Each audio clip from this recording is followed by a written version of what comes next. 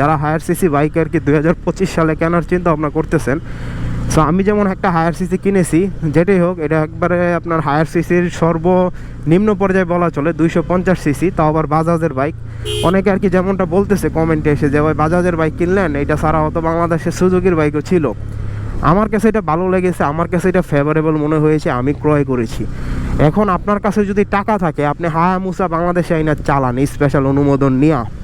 বাংলাদেশে স্পেশাল অনুমোদন নেওয়া যায়।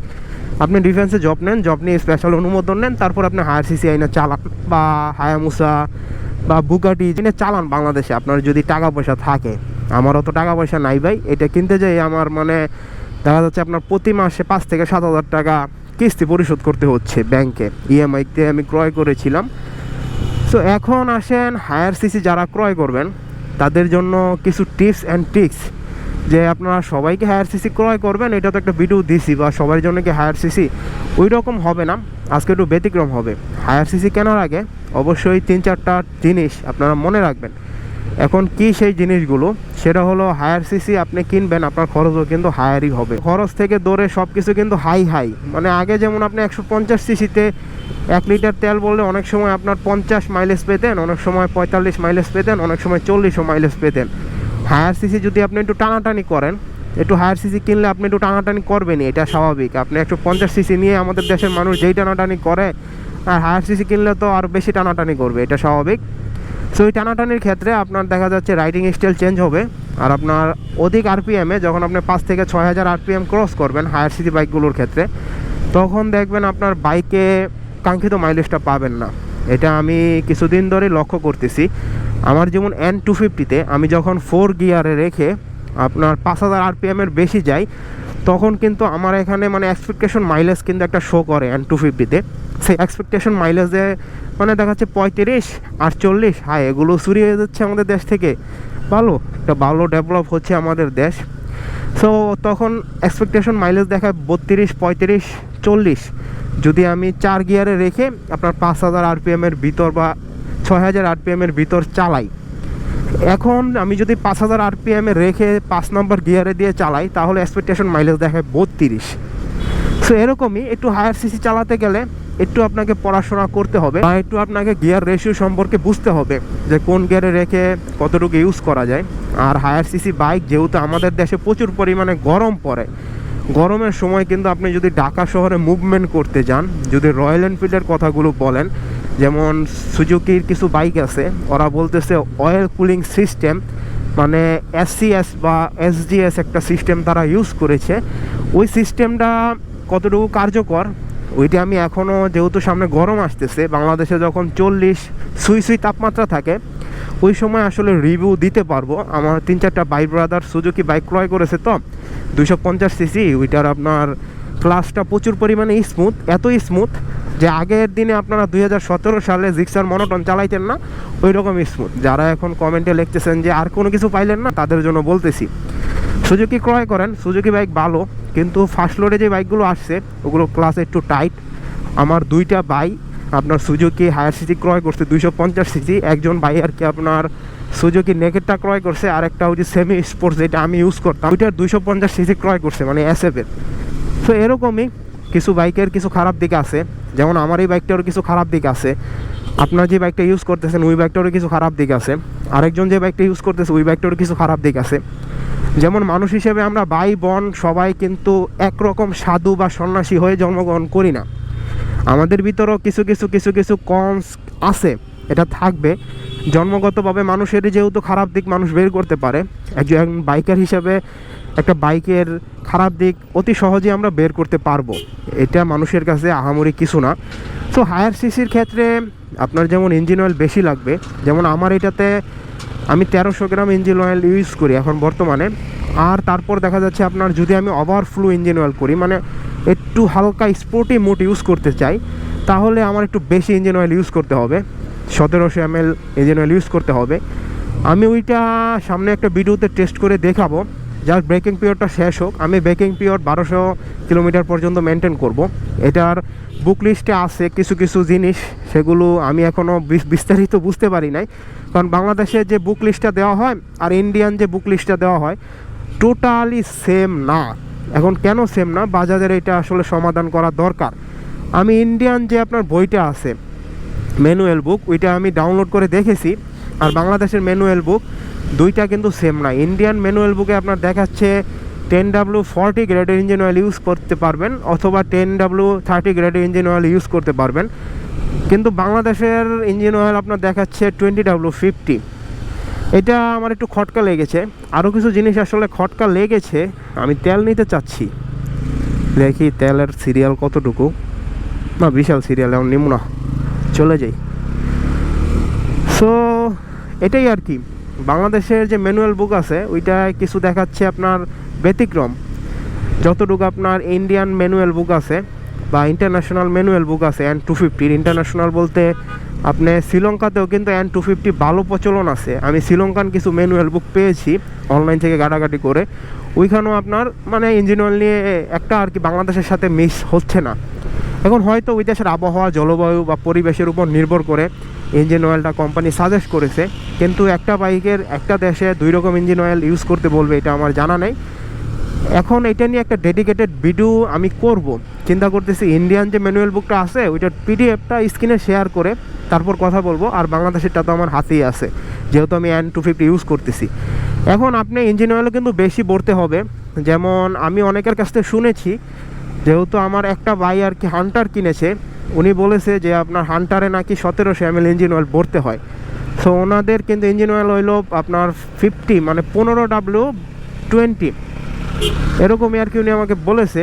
যদি সঠিক না হয় অবশ্যই কমেন্ট করে জানাতে পারেন। TW50 মানে 15W50 সো এরকম আর কি ওনারা। এখন এই ইঞ্জিন অয়েলটা বাংলাদেশে অ্যাভেলেবেল হয় নাই, তারপর আমি 3-4টা গ্রুপে বর্তমানে দেখতেছি মতুল 20W50। এটা কি আসলে অরিজিনাল না খালি জাস্ট স্টিকার বদল করেছে সেটা আমার জানা নেই। কিন্তু আনঅফিসিয়াল ইঞ্জিন অয়েল কেনার ক্ষেত্রে একটা জিনিস আসলে মাথায় রাখবেন, আপনি যে ইঞ্জিন অয়েলটা কিনতেছেন ওইটাকে আসলে 10W50 ইঞ্জিন অয়েলকে আপনার 20W50 বলে সেল করতেছি কিনা। হ্যাঁ, অরিজিনাল হতে পারে, কিন্তু 10W50 আপনার 20W50 এরকম মানে কি বলবো, এটা আমাদের দেশে স্বাভাবিক যে আপনার 10W50কে 20W50 বলে সেল করতে পারে, এটা আমাদের দেশে আসলে স্বাভাবিক বিষয়। এখন কারণ কি বলা চলে যে আপনার আমাদের দেশের বাইকের যদি ইঞ্জিন অয়েল একটু দেখা যাচ্ছে আপনার রয়্যাল এনফিল্ড বেশি সেল হয়, তাহলে ইঞ্জিন অয়েল তো বেশি সেল হবে রয়্যাল এনফিল্ডের। যেহেতু আমাদের দেশে রয়্যাল এনফিল্ডের ইঞ্জিন অয়েলগুলো বড় বড় কোম্পানি, লিকোমলি বলেন, মোবিল বলেন, তারা এখনও 15W50 ইঞ্জিন অয়েল এখনও বাংলাদেশে সেল করতেছে না। এই কারণে প্রচুর পরিমাণে বাজারে মানে দেখা যাবে 10W40, 20W50 ইঞ্জিন অয়েলকে 15W50 বলে ইউজ করবে বা বিক্রি করবে। এটা আমাদের দেশে হতে পারে। সো যারা আসলে রয়্যাল এনফিল্ড কিনতেছেন একটু সতর্কভাবে থাকবেন, অথবা আপনারা 20W50 ইঞ্জিন অয়েলটা ইউজ করতে পারেন। এটা কিন্তু খারাপ না। আমি যেমন আপনার বর্তমানে শেলের ইঞ্জিন অয়েল ইউজ করতেছি, নট ফর প্রমোশনাল। শেলেরও কিছু খারাপ জিনিস আছে ইঞ্জিন অয়েলে, যেমন 800 কিলোমিটারের পরে গাড়ি আর দৌড়ায় না। এটা আমি লং রাইডও ইউজ করছি, লং রাইডও সেম। এটা আমি যে আপনার এর আগে আমার সুজুকি জিক্সার মনোটন বলেন, সুজুকি SF বলেন, দুইটাতেই আমি শেলের ইঞ্জিন অয়েল ইউজ করছি। শেলেরও কিছু খারাপ দিক আছে, মতুলেরও কিছু খারাপ দিক আছে, মোবিলেরও কিছু খারাপ দিক আছে, এটা থাকবেই। দেশে যেমন আপনার সব মোবিল বলেন, মতুল বলেন, সব কিছুরই যেমন আপনার খারাপ দিক আছে, তেমন ভালো ভালো দিকও আছে। যেমন আপনার মোবিল ইঞ্জিন অয়েলটা আমি প্রথম আমার বাইকে যখন ইউজ করেছিলাম তখন কিন্তু অনেক ভালো পারফরমেন্স পেয়েছি, ইভেন ভালো ফিডব্যাক পেয়েছি, যেটা আমি শেল থেকে পাই নাই। সো শেলের ওইটা কেনার পিছনে একটা মানে আশ্চর্য জিনিস হলো, আমি শেলের ইঞ্জিন অয়েলগুলো যখন অর্ডার দেই তখন একটা বিগ ডিসকাউন্ট দেখছিলাম শেলের পেজে। তখন আর কি আমি 4টা ইঞ্জিন অয়েল একসাথে ক্রয় করি। যেহেতু আমার 1300 ml, আমি চিন্তা করছি 3টা ইউজ করলে অ্যাকচুয়াল পারফরমেন্সটা পাবো, আর যেহেতু আমার ব্রেকিং পিরিয়ড 3টা ইউজ করলেই শেষ হয়ে যাবে, এই কারণে বলা চলে যে আপনার শেলের ইঞ্জিন অয়েলগুলো মানে বেশি ইউজ করা হচ্ছে আর কি এখন। যাই হোক, অদূর ভবিষ্যতে আমি মিনারেলেই থাকবো, কারণ আমার মনে হয় না বাংলাদেশে মতুল বা লিকোমলি ছাড়া 20W50 ইঞ্জিন অয়েল বাংলাদেশে ওরকম মানে ব্যাপকভাবে সেল হয়। কারণ আমি এর আগে আপনার বাইক মোটর শোজে হয়েছে, মানে মোটো ফেস্ট, ওইখানে দেখেছি মোবিলের একটা স্টল বসেছে, তারপর আপনার লিকোমলির একটা স্টল বসেছে। লিকোমলির ওইখানে গেছি, আপনার ওনাদের হয় ইঞ্জিন অয়েল, কিন্তু এখন বর্তমানে বাংলাদেশে আর কি আপনার এক্সপোর্ট বা ইম্পোর্ট নেই, এই কারণে লিকোমলিটা নেই। আমি লিকোমলি ইউজ করার চিন্তা ভাবনা করতেছি ব্রেকিং পিরিয়ড শেষ হলে। আর আসেন তেলের খরচ, যারা হায়ার সিসি বাইক ক্রয় করবেন তারা কিন্তু তেলের খরচও বেশি হবে। রেগুলার সিসি থেকে হায়ার সিসিতে কিন্তু আপনার 2-4 মাইলেজ কম পাবেন আপনার রাইডিং স্টাইলের উপরে। আর এখন যেহেতু শীতকাল, এখন বুঝবেন না, গরমকালে একটু বুঝতে পারবেন যে মাইলেজ কম পাবেন, এক্সপেকটেশন মাইলেজ আপনি পাচ্ছেন না, বা শীতকাল থেকে গরমকালে কম আসছে মাইলেজ। এখন বলতে পারেন এটা কি কোনো আবহাওয়ার উপর? হ্যাঁ, মাইলেজও কিন্তু আবহাওয়ার উপর নির্ভর করে। আপনারা যখন গরম থেকে শীত বা শীত থেকে গরম, ওই সময়টা আপনার মাইলেজও একটু তারতম্য আছে। যেমন আপনার স্বাস্থ্য শরীরও মানে সুস্থ অসুস্থ থাকে, কিন্তু বাইকেরও কিন্তু আবহাওয়ার ক্ষেত্রে একটা দেখবেন আপনার প্রভাব পড়তেছে।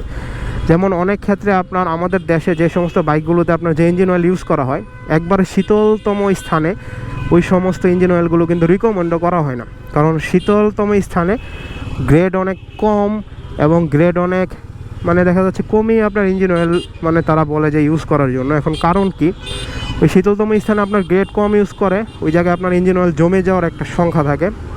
যদি আপনার ভারী ইঞ্জিন অয়েল হয় তাইলে আপনার জমে যায় ইঞ্জিন অয়েলগুলো, আর যদি পাতলা ইঞ্জিন অয়েল হয় তাহলে অনেক সময় ইঞ্জিন অয়েলগুলো জমে না। 400 সিসি ওইরকম বাইক সেল হয় ওইসব দেশে, আসলে ওই রকম আবহাওয়ার জন্য একটু পাতলা ইঞ্জিন অয়েল বেশি সেল হয়। সো এতটুকুই বলার ছিল যে আপনারা যখনই বাইক ক্রয় করবেন তখন কিছু হায়ার সিসি বাইকের ক্ষেত্রে কিছু মেনটেন্যান্স বিষয় আপনার মনে রাখতে হবে।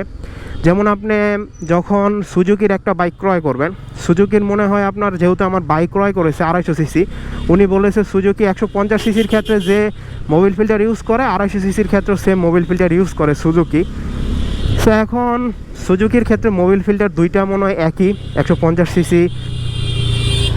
আরে ভাই এত হর্ন দেখে পাগল নাকি, কি বলবো। নওগাঁর একটা নাম্বার প্লেট 137132, প্রচুর হর্ন দিচ্ছে ওনার, প্রচুর তারা রাস্তায়, মানে প্রচুর তারা। আজকে এমনিতেও রাস্তা ফাঁকা, না হলে মিরপুর 10-এ ওনার মতো লোক যতই হর্ন দেওক, মানে আওয়ামী লীগের হোক বা বিএনপির হোক, কোনো লাভ নাই, দাঁড়ায় থাকতেই হবে। সো যেমনটা বলতেছিলাম, আপনারা যারাই আসলে হায়ার সিসি বাইক ক্রয় করবেন অবশ্যই একটা জিনিস মাথায় রাখবেন, যে অবশ্যই হায়ার সিসি ক্রয় করলে হবে না, হায়ার সিসিতে কিন্তু হায়ার মেনটেন্যান্সও দরকার। সো এতটুকুই বলার ছিল যে হায়ার সিসি ক্রয় করলে শুধু আপনার যে কম খরচে হায়ার সিসি চালাতে পারবেন তেমন না, আপনার খরচও বৃদ্ধি পাবে, সেক্ষেত্রে আপনার মেনটেন্যান্স কষ্ট বৃদ্ধি পাবে, সব কিছুই আপনার একসাথেই বৃদ্ধি পাবে। নাম্বারে জাম বলতে না বলতে আবার পড়ে গেছি। যাই হোক, অবশ্যই কমেন্ট করে জানাবেন কে কে হায়ার সিসি বাইক ইউজ করেছেন বা ইউজ করতেছেন, এবং ভিডিওটা আরও কী করে ডেভেলপ করা যায় ওই সব বিষয় নিয়ে আলোচনা করতে পারেন, যেহেতু কমেন্ট সবার জন্য উন্মুক্ত। আপনারা যদি গালিগালাজ করতে চান তাহলেও করতে পারেন। Thank you for watching.